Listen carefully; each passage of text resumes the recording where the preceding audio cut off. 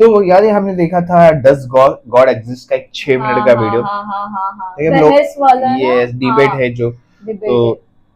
जिसमें जावेद अख्तर और मुफ्ती साहब है, तो लोगों ने और उसके वीडियो के लिंक्स दिए कमेंट। तो ये आई थिंक सो ये अराउंड 20 मिनट का वीडियो है। Okay total actual video I think so 2 घंटे का है। तो अभी ओह 2 नहीं 1 घंटे के ऊपर गया शायद। अभी 1 घंटा साथ में आने तो ऐसे लोग क्लिप्स भेज रहे थे, अपन उसमें से भी रिएक्ट करेंगे। तो अभी ओके एक और अभी अपन वही वीडियो देखेंगे, थोड़ा अलग डिबेट। तो आइए शुरू करते हैं। आइए देखते हैं। इस बीच आप लोग भी अपने अपने सवाल तैयार कर लें। ये ध्यान रखेंगे कि मैं यहाँ से सवाल लूंगा, आप लोगों को अपना हाथ ऊपर करना है, अपना नाम बताना है और अधिकतम 3 वाक्यों में अपना सवाल पूरा करना है। कई लोग सवाल की जगह भाषण देने लगते हैं, उससे आज बचना है।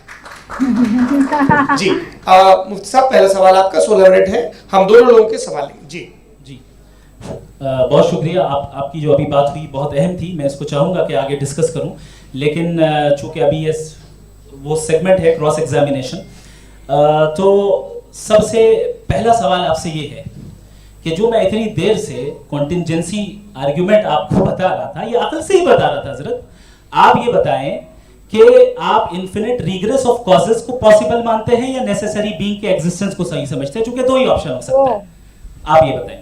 देखिए, आपको मैं ईमानदारी से बात करूँ, एक तो मैं कॉन्टिजेंसी वर्ड ठीक से समझता हूँ, और इस वक्त भी जो आपने अंग्रेजी के अल्फाज इस्तेमाल किए वो ज़रा थोड़े से मुझे डिफ़िकल्ट और कॉम्प्लिकेटेड लगे। तो आप ज़रा सिंपल ज़बान में सवाल कर सकते हैं? बिल्कुल कर सकता हूँ जी।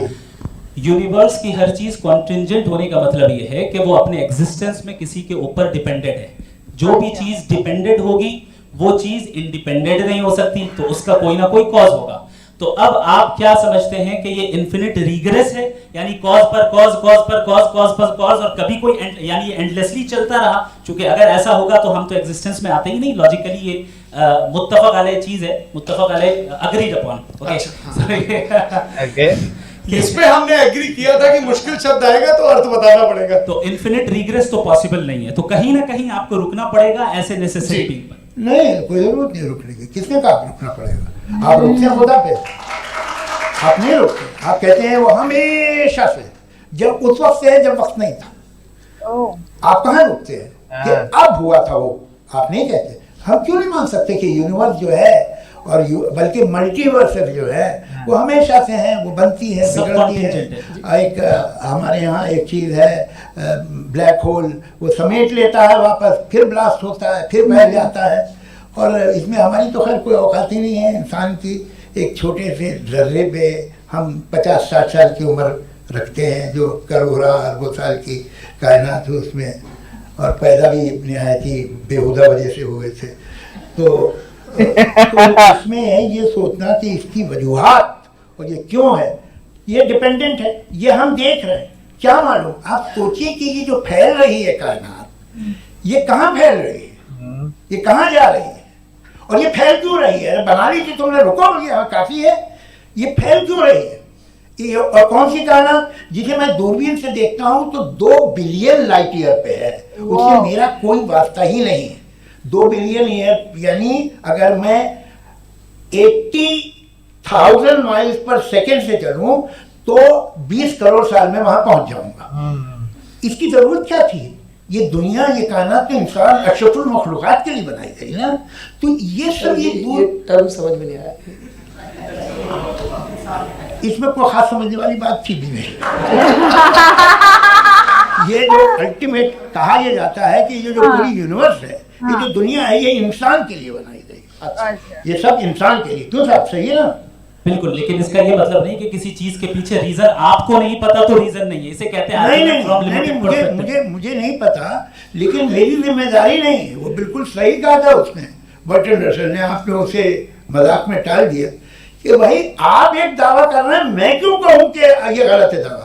आप प्रूफ कीजिए, मेरे पे जिम्मेदारी ही नहीं है, मैंने थोड़ी कहा है। आप प्रूफ कीजिए कि ये सही। आप आर्गुमेंट ऑफ कंटिजेंसी के जवाब सवाल पूछना चाहेंगे? आप सवाल पूछना चाहेंगे मुफ्ती साहब से? क्योंकि ये क्रॉस एग्जामिनेशन का दौर है। आप जैसे पहले बोल रहे थे फेथ को लेकर कुछ, मैं ये पूछना चाहूँगा कि खुदा ने जो भी रेवल्यूशन किए हैं, एक मज़हब के नहीं बहुत से मज़हबों में किए हैं, अलग अलग रेवल्यूशन है। कहीं कुछ एक बातें हैं, कॉन्ट्रडिक्शन भी है।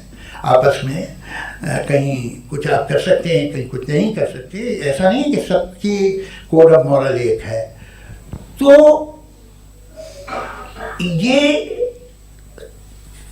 किस्सा क्या है?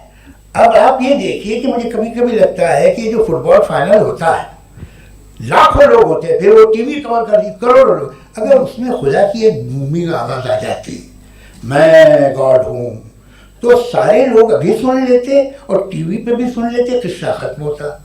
ये इतनी राजदारी क्या है कि तुम सामने कुछ तो सबूत दे दो हमें सॉलिड, ये जैसा कि यूनिवर्स कैसे बनी, इससे मसला क्या हल होगा? मैं पूछूंगा आपसे खुदा कैसे बना, क्यों नहीं पूछूंगा कैसे बना? बल्कि वो तो कायनात से कहीं ज्यादा इंटेलिजेंट है, कायनात से कहीं ज्यादा कॉम्प्लेक्स जी, वो हमेशा से आप कहेंगे मैं मान लूंगा। अच्छा, दोयम वो काबिल मुखलक यानी काबिल मतलब ओमनीपोटेंट, जो चाहे कर सकता है, आपको नौकरी दिलवा सकता है, आपकी अच्छी जगह शादी करवा सकता है, आपके पड़ोसी का मुकदमा हरवा सकता है, आपसे जिता सकता है, सब काम करता है। थोड़ा सा माइक क्लोज। वो इस दुनिया को चला कैसे रहा है, ये दुनिया कैसे चल रही है, आपको इस पे हैरत नहीं होती? या कयामत के बाद कभी एक जस्टिस होगा, जब ये बच्चा मर चुका होगा, जिसकी धज्जियां हो गई बम से, इसको इंसाफ मिलेगा तब। अच्छा, अब जवाब दो। हाँ दीजिए। मैं इसीलिए आपकी तरफ आता। सबसे पहले आपने रेवलेशन और स्क्रिप्चर्स की बात की, इस पे मैं बात कर सकता हूँ लेकिन आज नहीं करूंगा क्योंकि वक्त कम है, कभी और इस पे डिस्कस करेंगे। मैं तैयार हूँ उस पे भी बात करने के लिए। ये अभी से राउंड 2 की भूमिका तय हो रही है। Does God exist? राउंड 2। जी। चूंकि आज गॉड के एग्जिस्टेंस पे बात है तो मैं उसी के रिलेटेड जो है आपके सवालात को एंटरटेन भी करूंगा और मैं भी पूछूंगा। आपने कहा कि आपने साबित ही नहीं किया, जबकि आर्गुमेंट ऑफ कॉन्टिंजेंसी बुनियादी आर्गुमेंट है। आप मुझे कॉन्टिंजेंसी का मतलब बताइए, आपका मतलब क्या है कॉन्टिंजेंसी? कॉन्टिंजेंसी का मतलब ये हुआ कि हर वो वजूद जो किसी भी चीज का पाबंद है, हर वो वजूद या हर वो चीज जो अपने एग्जिस्टेंस में किसी भी चीज के पाबंद है और उससे बाउंड है, उसको उसकी जरूरत है, उस पर डिपेंड करती है, तो जाहिर सी बात है कि उसका कोई ना कोई कॉज होता है। ये तो अक्ल की बात है, ये आप रीजनिंग की बात करते हैं, मैं वही कर रहा हूं। दूसरी चीज आपने ये बात कही कि इतने बिलियन लाइट ईयर्स दूर है, उसका मेरा क्या लेना देना। फिर मेरे ख्याल से आपको ये नहीं कहना चाहिए I think therefore I am an atheist. आपको सोचना चाहिए, सिर्फ आप एक लिमिटेड दायरे में रहकर नहीं सोचें बल्कि बाहर निकलकर सोचें। आपने तीसरा सवाल किया, आपने 2-3 सवाल ऐसी बात है ना कीजिए, कुछ को इतराज हो जाएगा आप पे कि आप कुछ भी सोचिए, ये इजाजत आपको है नहीं, मुझे है।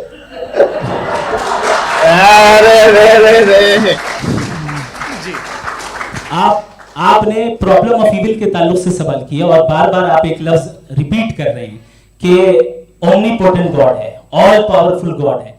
यही तो दरअसल समझना है कि गॉड का कॉन्सेप्ट क्या है। प्रॉब्लम ऑफ इविल जो है, प्रॉब्लम ऑफ इविल दर हकीकत 2 असम्पशंस पर कायम है। अगर आप इन 2 असम्पशंस को समझ जाएं तो ये प्रॉब्लम नहीं रहेगी, आर्गुमेंट आपको समझ में आ जाएगी कि ये कोलैप्स कर जाता है। पॉइंट नंबर 1 यानी जो आपका सबसे पहला फॉल्स असम्पशन है कि गॉड मर्सीफुल है, ओमनीपोटेंट है, दुनिया में जुल्म हो रहा है। लेकिन आपको ये समझना चाहिए कि हमारे वर्ल्ड व्यू के मुताबिक गॉड सिर्फ ओमनीपोटेंट और सिर्फ मर्सीफुल नहीं है, बल्कि वो ऑल वाइज भी है और वो ऑल नोइंग भी है। उसके हर काम के पीछे हिकमत और विजडम है। ये कोई जरूरी नहीं है कि वो हिकमत और विजडम आपको समझ में आए या मुझे समझ में आए। अगर आप जो समझ रहे हैं उसके मुताबिक आप फैसला कर रहे हैं, ये लिमिटेड पर्सपेक्टिव से आर्गुमेंट है। और इस चीज को हम अपनी दुनिया में, अपने लाइफ में, डेली लाइफ में इस प्रिंसिपल को एक्सेप्ट करते हैं। हम जब किसी डॉक्टर के पास जाते हैं, डॉक्टर के पास जाकर वो अगर उसने हमें कोई दवाई दी है तो हम ये तो नहीं कहते कि जब तक आपके पास जितना नॉलेज और जितना विजडम नहीं है, आपने क्यों ये दवाई दी है, तब तक हम इस चीज को एक्सेप्ट नहीं करेंगे। नहीं कहते, हम उसकी अथॉरिटी को तस्लीम करते हैं। क्यों? क्योंकि उसकी हम जानते हैं कि वो नॉलेजेबल है, वो विजडम वाला है, हमसे ज्यादा नॉलेज और हमसे ज्यादा विजडम है। बताएं सर। डॉक्टर में खुदा में बड़ा लिखा से डॉक्टर पढ़ा लिखा होता है एक, अरे तो मैं उसकी बात सुनूंगा। दोयम ये नहीं, कुछ जवाब तो ये भी नहीं है सर कि अगर सब ऑडियंस से बोलने लगेंगे तो फिर मतलब नहीं सिविलाइज बहस का। मतलब आप ये कहें कि क्योंकि आप डॉक्टर पे बिलीव करते हैं इसलिए खुदा पे बिलीव किए, क्या ये मिसाल आपको समझाने के लिए आर्गुमेंट है, इस पे आपको इतराज नहीं है। तो सिंपल बात ये है कि मैं अगर ये यकीन कर लूं कि ओमनीपोटेंट उसकी मसलिहत है ये जो बच्चे मार रहे हैं ये मसलहत है उसकी, मुझे नहीं चाहिए इसकी मसलहत, उसकी मसलहत नहीं, ये तो समझ रहे हैं। मतलब एक्सपीरियंस। अच्छा, इस आपने अभी मेरी बात पूरी सुनी नहीं। मैंने कहा आपका पूरा आर्गुमेंट दो फॉल्स असम्पशंस पर है। एक फॉल्स असम्पशन मैंने बता दिया, दूसरा फॉल्स असम्पशन ये है कि इस दुनिया में इविल के होने का कोई गुड रीजन नहीं है, जबकि हमारे पास बाज रीजंस मौजूद हैं, हमारे पास बाज वजूहात मौजूद हैं। अगर इस दुनिया में इविल ना हो तो आप गुड को डिफाइन कैसे करेंगे? अगर जुल्म ना हो आप इंसाफ को समझेंगे कैसे? अगर तारीकी ना हो तो आप लाइट को समझेंगे कैसे?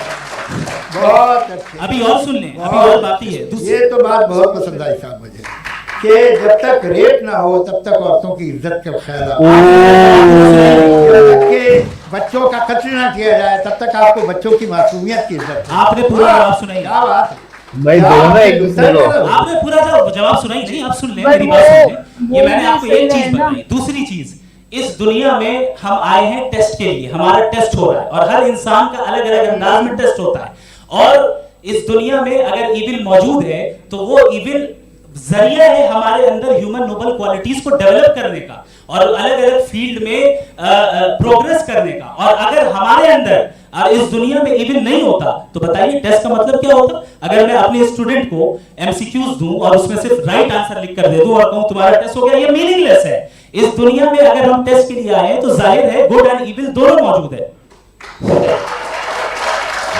तो अगर गुड एंड इविल दोनों मौजूद है तो ये इविल भी खुदा का बनाया हुआ है। जी हाँ, खुदा का बनाया हुआ है। अच्छा, चलो अच्छी बात। जी बिल्कुल, तो बिल्कुल खुदा का बनाया है। अभी तो ये है कि जो मेजॉरिटी है दुनिया में वो इविल है, तो ये खुदा एक्चुअली इविल के साइड पे लग रहा है मुझे। बिल्कुल क्या बात कर रहे हैं भाई आप? कोई भी जो मुंसिफ होगा, चाहे आपका अपना घर हो जिसके आप सबसे बड़े हैं, चाहे आपकी ऑर्गेनाइजेशन हो जो आप चलाते हैं, वहां पर आप इविल रखेंगे साबित करने को कि बाकी लोग शरीफ हैं। मेरी बात सुनिए, क्या ये आर्गुमेंट ही गलत है? अगर जब तक कि कोई इविल नहीं होगा तब तक के शरीफ आदमी शरीफ नहीं लगेगा। अगर एग्जामिनर गलत ऑप्शन दे रहा है तो एग्जामिनर इविल नहीं हो गया, जो गलत ऑप्शन को सेलेक्ट कर रहा है वो फेल होगा। क्रिएटर ने इविल को बनाया है लेकिन वो इविल नहीं है। अच्छा सुनिए मेरी बात, let me complete sir. Creator ने इविल को बनाया है टेस्ट के लिए, वो इविल नहीं है। इविल वो होगा जो उसे इख्तियार करेगा। छुरी को बनाने वाला गलत नहीं होता है, छुरी का गलत इस्तेमाल करने वाला गलत होता है। रेप को कैसे गलत इस्तेमाल करते हैं? रेप इंसान के फ्री विल का नतीजा है। ये रेप कैसे गलत इस्तेमाल होता है? ये मुझे अब सुन ले, अब सुन ले। हाँ मैं बता रहा हूँ कि जो इविल इस दुनिया में मौजूद है उसके कई सारे तरीके हैं। एक तरीका इंसान का अपना फ्री विल है। अब अगर कोई रेपिस्ट रेप कर रहा है तो उसका गॉड का कसूर नहीं है, वो अपने फ्री विल का गलत इस्तेमाल कर रहा है, उसको सजा मिलनी चाहिए और उसी के लिए जहन्नम बनाई गई है। ये फ्री विल का भी बड़ा चक्कर। आप जब कोई बुरा काम करते हैं, कोई बुराई होती है तो ये कहा जाता है कि ये फ्री विल है। 7 billion free wills are moving on this planet. 7 billion free will. और एक आदमी अपनी फ्री विल से मुझे कत्ल कर दे तो मैं खुदा की मर्जी से मरा हूं कि इसकी फ्री विल की वजह से। ओके, मौत खुदा के हाथ है या इस फ्री विल वाले के हाथ? खुदा ने फ्री विल का निजाम बनाया है और उस निजाम का गलत इस्तेमाल करके कोई आपको मार रहा है, इस्तेमाल करके मेरा कत्ल कर देता है। अब मेरी मौत का जिम्मेदार कौन है? वो इंसान जिम्मेदार है। वो इंसान जी। ये कहना और उसको सजा मिलेगी।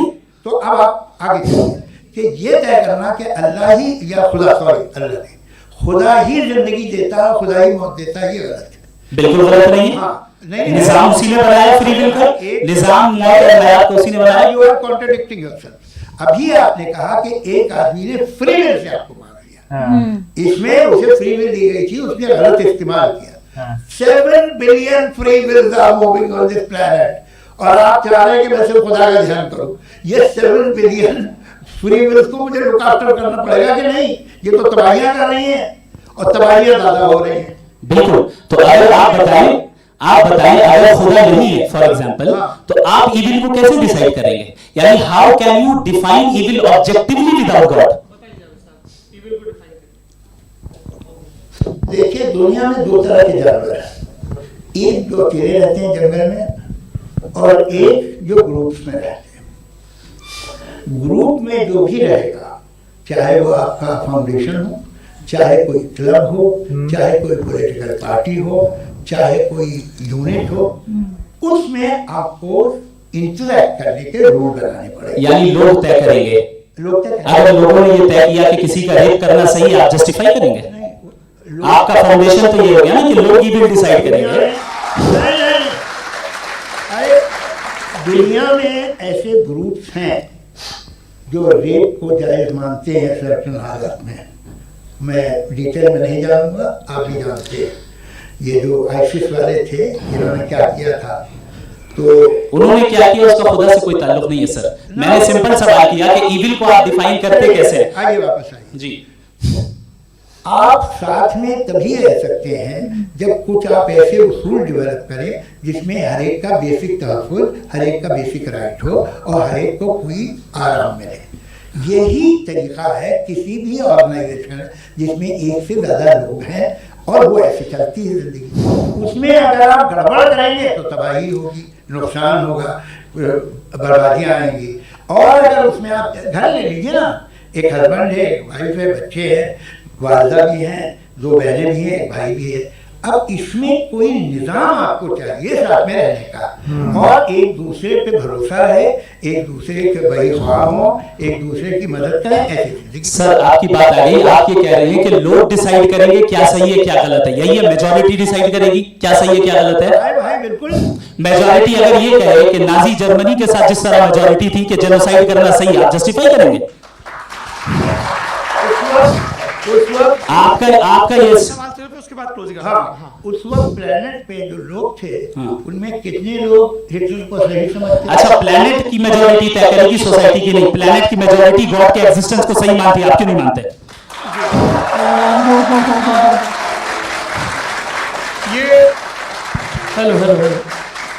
ये क्रॉस क्वेश्चन का राउंड यहाँ पर समाप्त होता है। और ये बड़ा अच्छा है कि इस तरह से फ्रेगमेंट कर दिया गया है ताकि जो मर्करी ऊपर जवाब दे दूं जी। प्लेनेट की ज्यादातर मेजॉरिटी कुछ दूसरे मजहबों के खुदा को मानती है।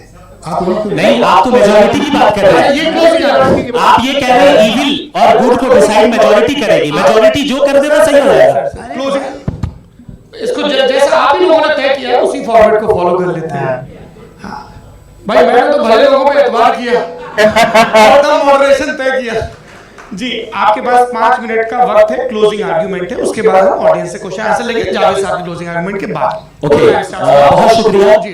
हमारा जो टॉपिक है डज गॉड एग्जिस्ट, मैं इस पे इतने एकेडमिक तैयारी करके आया था, मुझे था कि मैंने सोचा था कि कई सारे मैं आर्गुमेंट्स दूंगा, लेकिन वक्त की भी किल्लत और जावेद साहब बार-बार इधर-उधर चले जा रहे थे तो उसको भी थोड़ा एंटरटेन करना पड़ गया। डज गॉड एग्जिस्ट पे मैं एक ही आर्गुमेंट दे पाया। आर्गुमेंट्स बहुत हैं और डेफिनेटिव आर्गुमेंट्स हैं, और मेरे आर्गुमेंट को किसी एक राउंड में भी इन्होंने एंटरटेन नहीं किया और रिफ्यूट नहीं किया। एक राउंड में भी नहीं, एक राउंड में भी नहीं। और ना ही अभी आपका क्लोजिंग आर्गुमेंट है, बता देना। Argument of contingency sir. अरे मैं आपसे कई बार कह चुका हूं कंटीजेंसी का मतलब। अब मैं कैसे समझाऊं आपको? और कितने आसानी से समझाऊं मैं, मुझे तो नहीं समझ में आ रहा है। आप कंटीजेंसी उर्दू में बोल सकते हैं। हाँ, आप अपनी बात पूरी कर लें जी। आखिरी 4 Okay. दूसरी चीज, just a minute please ma'am, can I talk? दूसरी चीज ये है कि आपने एक तो इसका जवाब नहीं दिया, दूसरा आपने गॉड के न होने पर कोई डेफिनेटिव आर्गुमेंट नहीं दिया, सिर्फ मजहब पे बात कर रहे हैं। मजहब तो आज हमारा टॉपिक ही नहीं था। आज तो हमारा टॉपिक वो मजहब से लेकर आईएस तक चले गए। भाई हमारा क्या ताल्लुक है उससे? We condemn that. और उसका गॉड से क्या ताल्लुक है? अगर कोई गलत काम कर रहा है, किसी ने किसी को कत्ल किया, किसी ने किसी का रेप किया, उसको सजा मिलनी चाहिए। और आपके पास कोई भी rational strong foundation of morality नहीं है। आपने कहा कि मेजॉरिटी तय करेगी सोसाइटी की, वो सही होगा। मैंने कहा हिटलर को फिर आप सही कहेंगे, नहीं, प्लेनेट की सोसाइटी की मेजॉरिटी तय करेगी। तो प्लेनेट की मेजॉरिटी गॉड के एग्जिस्टेंस को मानती है, आप कह रहे हैं ये रिलीजियस है। तो यानी आपके पास कोई स्ट्रॉन्ग फाउंडेशन नहीं है ऑब्जेक्टिव मोरालिटी का। ऑब्जेक्टिव मोरालिटी का अगर कोई फाउंडेशन है तो वो सिर्फ गॉड है, गॉड है, गॉड है। थैंक ओह बहुत मस्त डिबेट था यार, दोनों साइड के पॉइंटर्स बहुत भारी थे, लेकिन उनका पॉइंट क्लास में से लगा। पूरे बोलते ना मेजॉरिटी मानती है कि गॉड है, तो तुमको भी तो मानना चाहिए ना अगर तुम मेजॉरिटी की बात कर रहे हो। ऑफ कोर्स भाई बहुत बोलता है। मतलब कोई कोई बात ऐसा लग रहा था कि ओके ये भी हो सकता है, वही ऐसा तो है हो डिबेट सकता का है। मजा की हाँ बट अभी वही मेरे को अभी देखना और है देखना आगे वीडियो कि वो उनका क्लोजिंग क्या होता और बाकी है। भी है डिस्कशन में। ये तो हाँ, एक राउंड है खाली, ये तो क्रॉस एक क्वेश्चन round बहुत है सारे है ना, बाबा। 1 घंटे के ऊपर का वीडियो है आपको। अच्छा लगा, थैंक यू सो मच, आपने और लिंक्स भेजी हमको और गाइस हम इससे लोग और देख कमेंट पाए। करो और करेंगे हम रिएक्ट। जी जी जी, तब तक के लिए अपना ख्याल रखिए, टेक केयर, बाय बाय।